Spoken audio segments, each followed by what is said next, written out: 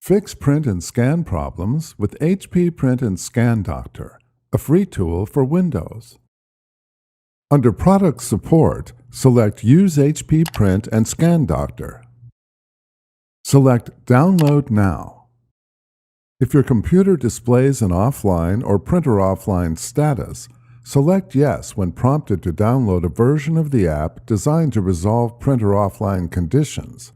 Otherwise, select No to download the latest standard version. Open the file to extract and run the app. If prompted, select Continue, Run, or Yes to allow changes to your computer.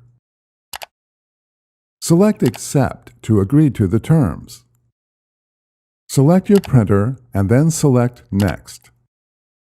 The tool detects problems on the computer and connections that might prevent printing or scanning.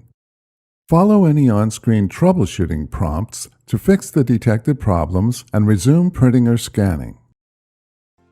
Thanks for watching, and don't forget to smash that like button and hit the subscribe button so that you don't miss any of our videos, and in the case face any problem, get in touch with the experts.